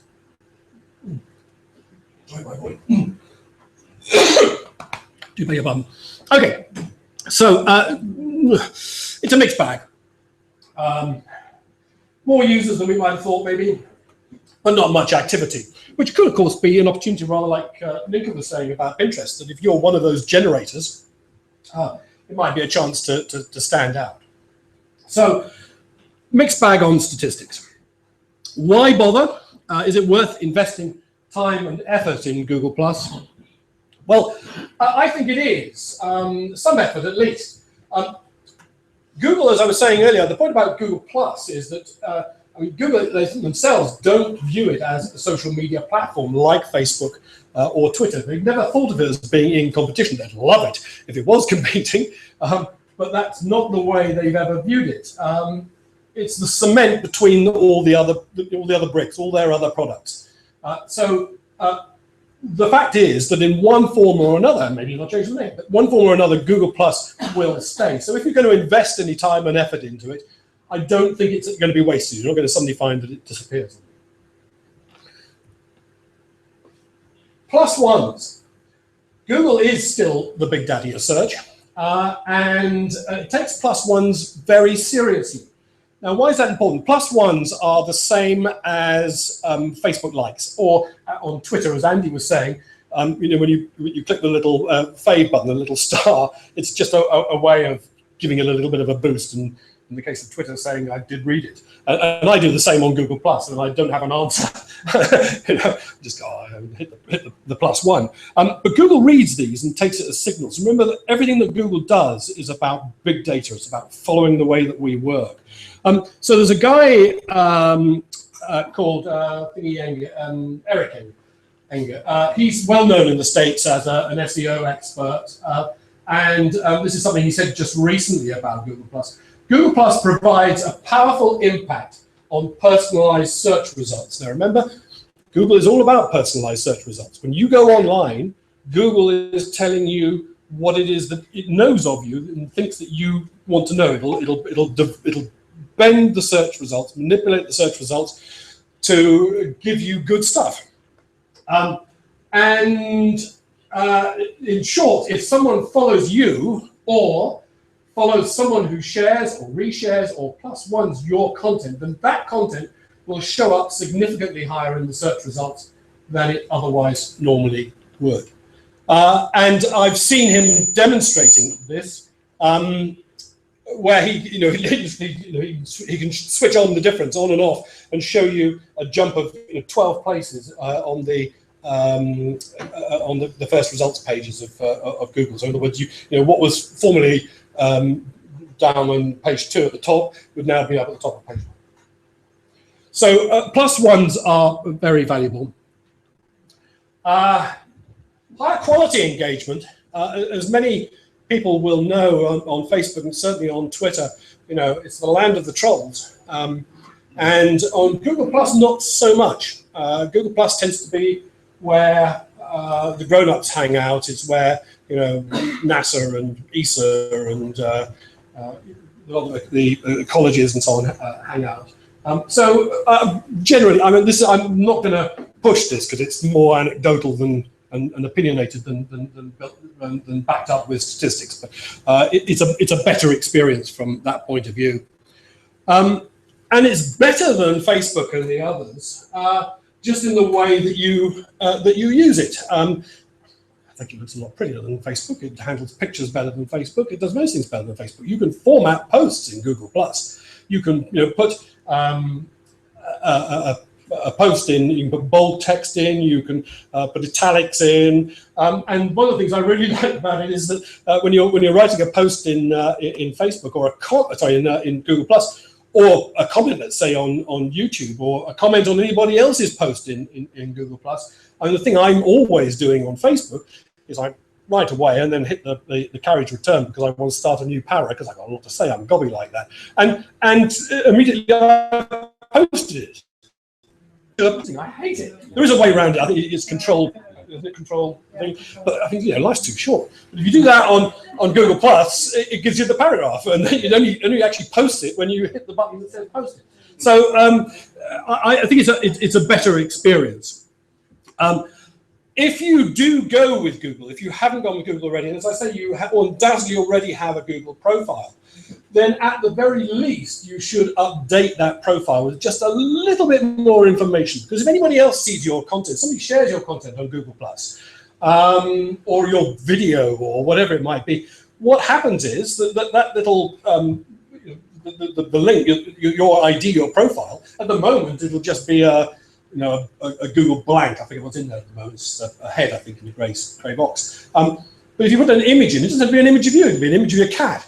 And a little bit more detail, you know, travel writer, based in Los Angeles, whatever it might be, that just kind of reinforces it, and put a link in, because then they can come and find your other stuff where you really want them to be. If you don't want them to be on Google Plus, they'll come and find you on your blog. So suggest that even at the bottom line that you do that. Okay, this is where it gets tricky. Let's go live. Show you a little more of both Google Plus. Yes. Because you're losing. Oh, sorry. Okay. And it's my fault. No, it's undoubtedly not. Presumably, if you're on Google Plus, your friends have then got to be on Google Plus as well, as they do on Facebook. Yeah, yes. Like you or whatever. Yes, that's right. I mean, they would find you on Google Plus. I mean, I don't have any friends that do Google Plus. Okay. Well. I'm not understanding. No, that's absolutely fine. And that's something I hope I'll sort of demonstrate in a second, if I can get this switched over, and this will be the moment of truth. I'm going to unplug this here, and it'll explode, and then I'm going to pop this over here and stick it, hopefully, in there. And at this point, I'll lose absolutely everything, or not. Yeah, I've lost absolutely. Oh, okay, that's up there. So we're almost there. The answer is it's rather like hooray! Bingo. Right. Okay. Let's get back to the window I actually wanted you to be looking at, which is, oops, this one, and I'm going to pop it there. Okay. This is not a great representation of the screen. I'll get rid of that. Little thing there. Where is it? That's better. Right. Okay. This is not a great representation because normally it would be stretched across. Let me just switch that off. It's normally be stretched across the screen, but this is the home page. This is the stream. I can get rid of that. I think he said maybe not. Okay, it's gonna. Muck about. Okay. But better still, if I show you my profile, you'll see all my tweets and the top of my screen. So let's get that off there. That's better. Okay. Remember, all these things get rendered on tablets and get rendered on on phones and the like. So it all actually looks a lot better than it does in this rather peculiar format here on the screen. Now, if I can scroll down, okay, this is actually, it is doing exactly that. It's rendering it as it would do for a tablet or a phone. Here's a post that somebody put up earlier. Well, I did actually I'm trying to get now to, here we go. Trying to get down to circles. Where's it gone? People. There we go. People. Because this may answer some of your questions. A bit like Andy was saying about Twitter, and Joanne as well. There's that start-off point. And one of the things to do with Twitter, I say, and it applies also to Google+, is to get on board first of all.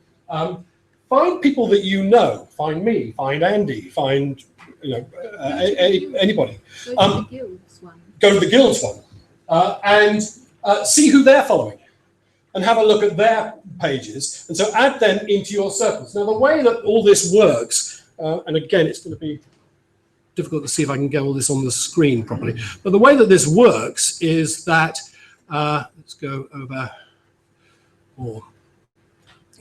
normally I'm not used to it being laid out this way. Your circles, here we are. Okay, literally, one of the good things about Google is it's based on circles. Circles are dynamic or permanent, whatever you want them to be. I could create a circle now and say, oh, all the best people are in the room tonight. And put, I don't know, 30 of you in there, or 5 of you in there, whatever. And have a conversation with you tomorrow, and then erase it again. I can do it literally on the fly. So I create circles as I need them for all sorts of things. Crouch End's where I live. TBEX Athens is the travel blogger exchange conference in Athens. There's 100 people on there. And I can literally, up above here, it's got people you might, well, Steve Keenan, maybe not so. But there are people up here that that you would, I'm just going to move out of the way, so I'm not sure the camera can see this. You can literally drag down into any one of these circles, or multiples of them.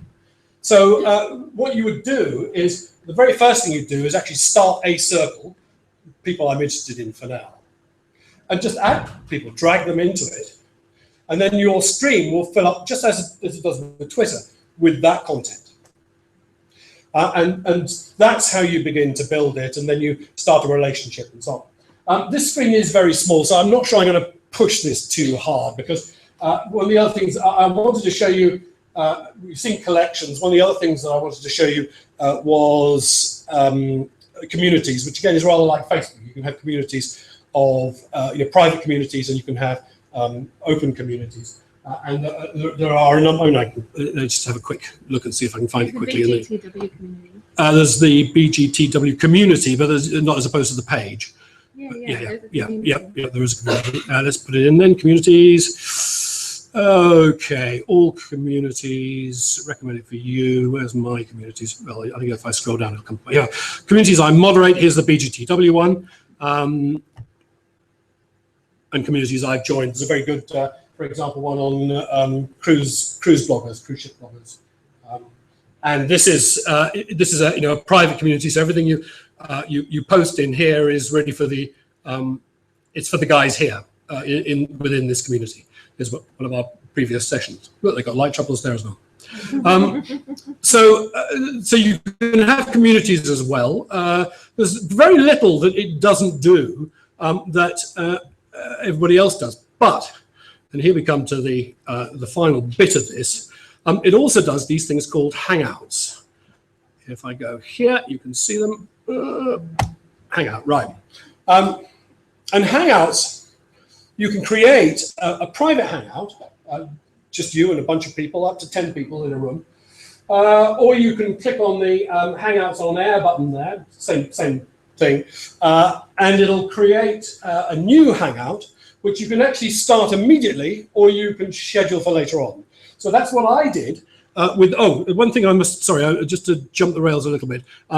Another important aspect of Google Plus is, Google Plus is all about your own personal identity, but if you want to, you can have brands, okay? So I am Alistair Mackenzie, but I have a page, a brand, which is called the Travel Coffee Break.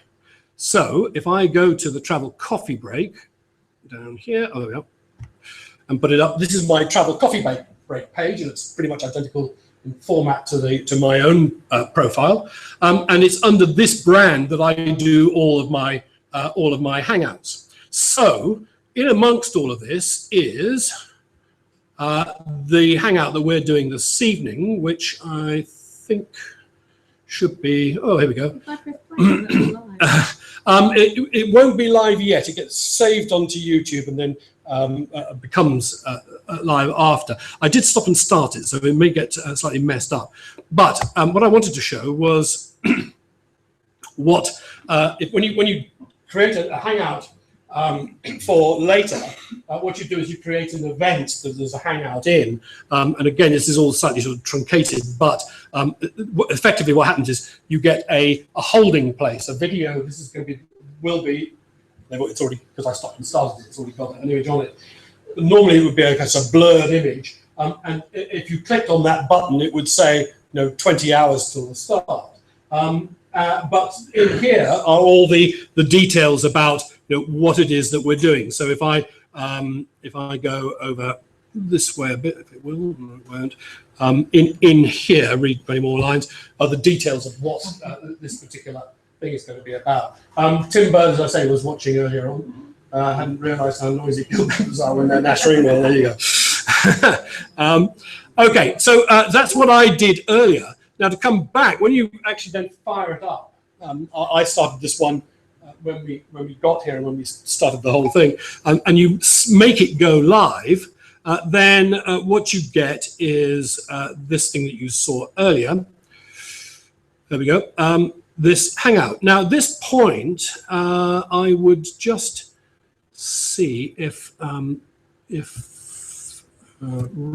Marder, I'm just inviting Ron, because I know that Ron's about and could join us if he's able to.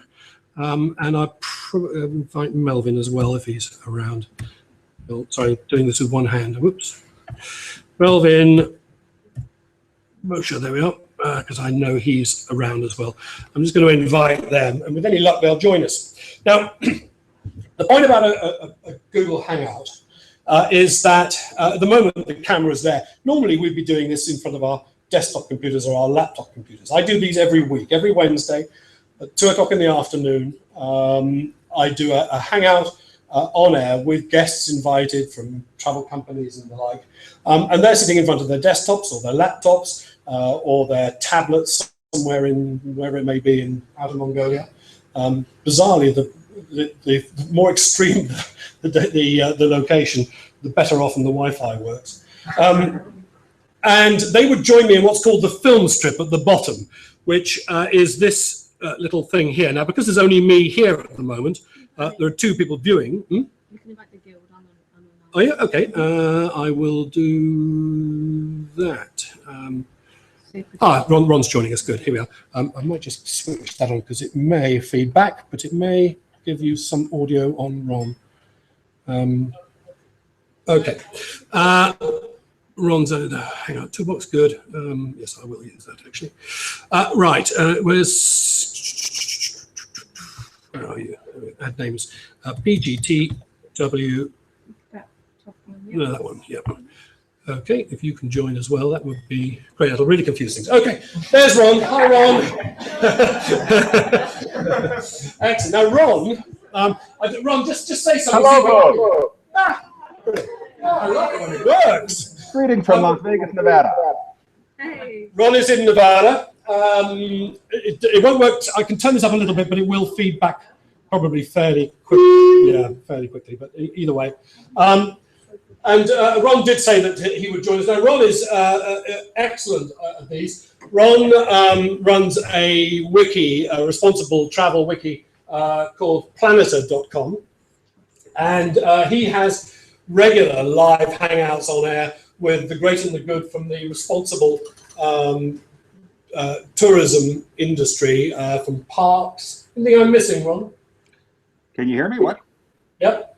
Oh, there we are. Blue box me. Blue box me. Blue boxing means I'm going to fix him in the upper screen. Normally, hangouts are driven by audio. So the person who's talking or happens to be in a noisy internet cafe goes up into the big screen unless you control it.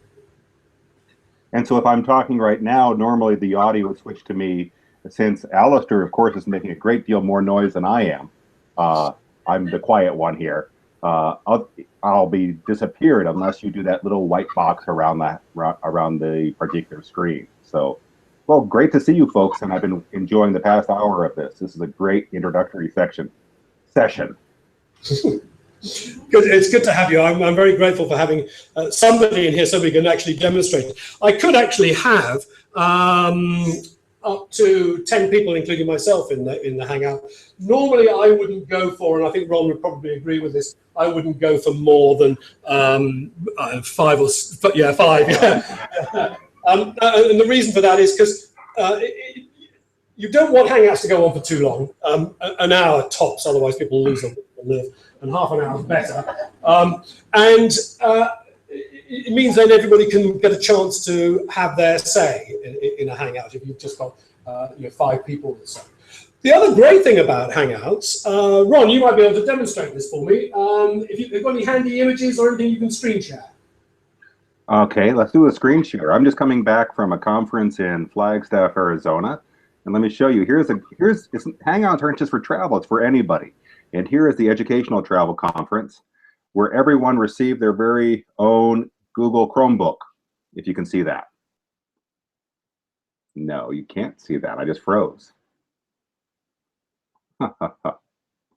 Let's see if you're seeing that. Great.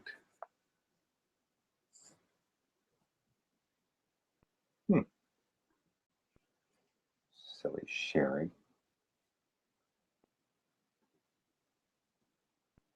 Did I lose you there? Did you just cut me off? What happened?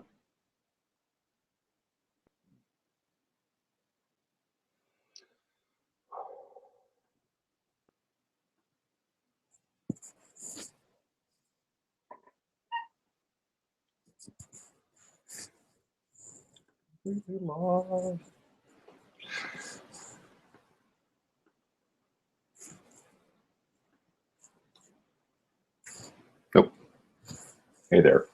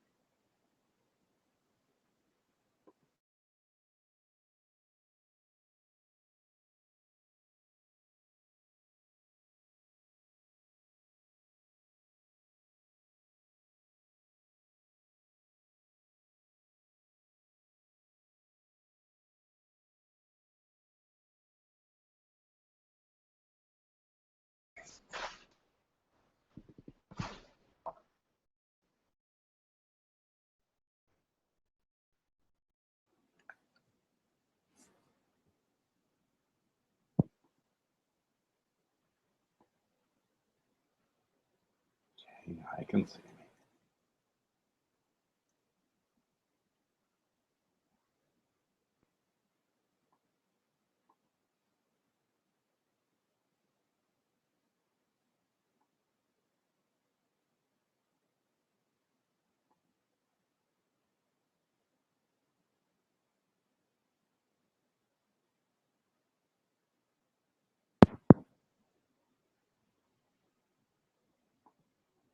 Tell me it's still live.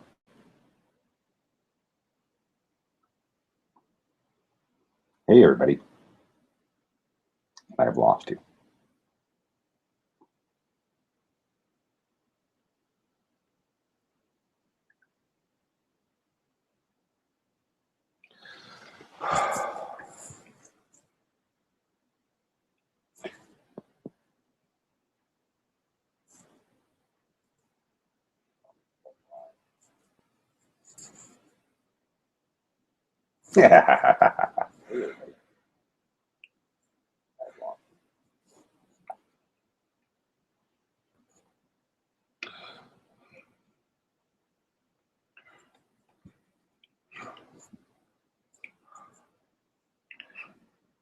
Okay. So what happens if you're stuck in a hangout? No one else. Quite dystopian. Alistair, best of wishes to you. Have a good hangout.